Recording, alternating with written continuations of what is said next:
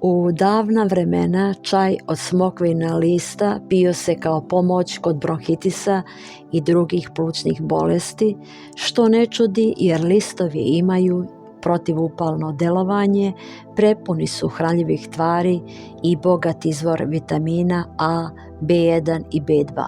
Također sadrže minerale kao što su fosfor, mangan, kalij, kalcij, natrij i gvožđe. Smokvin list kao lek u obliku čaja bogat je izvor antioksidansa poput polifenola i flavonoida koji se bore protiv oštećenja slobodnih radikala. Također pomaže čišćenje tela eliminacijom štetnih toksina. Zahvaljujući svojim antimikrobnim svojstvima, savršen je kućni lek za zaustavljanje rasta štetnih patogenih bakterija kao što su Escherichia coli i Streptococcus aureus. S obzirom na to da sadrži spojeve bogate flavonoidima koji djeluju protivupalno, čaj od lista smokve kao lek ima značajan učinak protiv akutnih upala. Kako lišće smokve sadrži fosfor, kalcij i kalij uz magnezij, ove esencijalne hranljive tvari pomažu u ponovom razvoju i jačanju kostiju, stoga pijte ovaj napitak redovno kako biste poboljšali gustoću kostiju. Osim što ima lekovito djelovanje kod dijabetesa, čira na želucu, afti u usnoj šupljini, suhog kašlja, bronhitisa i astme, čaj pomaže kod visoke razine holesterola i triglicerida u krvi, preporučuje se piti i za bolje zdravlje srca, snižavanje visokog krvnog pritiska, te kao pomoć u lečenju karcinoma i anemije. Čaj od listova smokve je blagotvoran u lečenju muške neplodnosti, sadrži antioksidanse, vitamin E, melatonin, kafeoil, mangan koji povećavaju broj spermija u tijelu.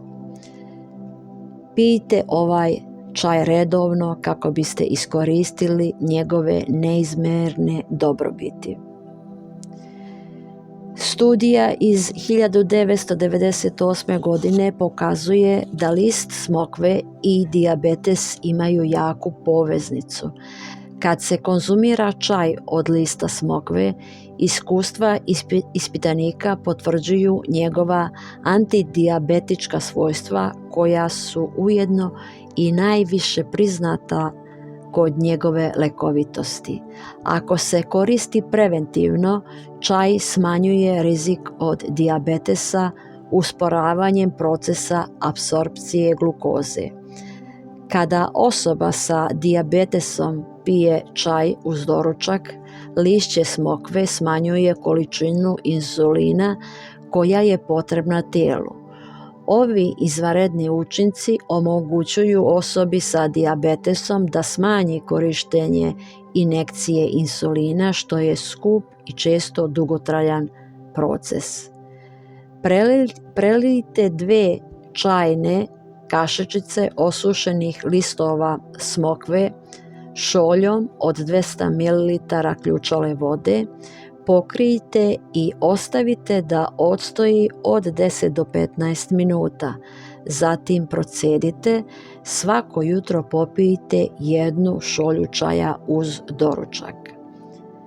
Budući da lišće smokve ima visok sadržaj fitohemikalija poput tanina, flavonoida i alkaloida, te je bogato vlaknima, čaj od smokvina lista također pridonosi smanjenju težine, smanjuje apetit i ubrzava metabolizam.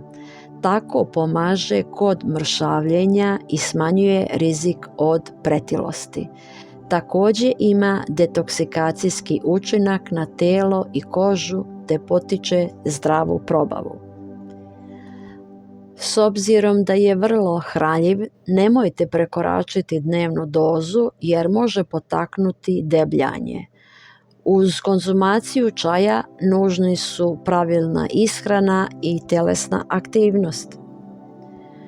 List smokve bere se u kasno proljeće, leto ili u ranu jesen. Otrgnite sa stabla zdrave i čitave listove te ih rasporedite po površini na kojoj ćete ih sušiti. Sušite ih u tamnoj i prozračnoj prostoriji. Kad se listovi saviju i mrve pod prstima prilikom stiskanja, znači da su se osušili. Osušene listove usitnite prstima pa spremite u staklenku sa poklopcem, koristite ih tokom cijele godine. Čaj od lista smokve, recept.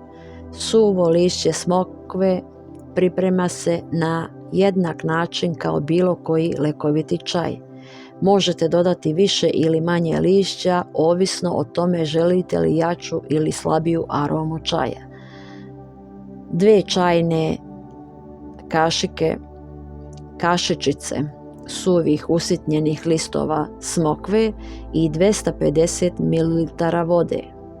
Zakuvajte vodu u manjem loncu, dodajte potrebnu količinu suhog smokvinog lišća, znači 2 čajne kašičice, poklopite i ostavite da odstoji od 15 do 20 minuta. Gotov čaj procedite u šolju, poslužite toplo, a po želji zasladite sa malo meda. Preporučuju se od 2 do 3 šolje čaja dnevno. Čaj od listova smokve pijte 30 dana svaki dan, pauzirajte 2-3 sedmice kako bi čaj imao jednako snažno lekovito svojstvo kod sljedeće terapije. Želim vam svima dobro zdravlje, veliki pozdrav!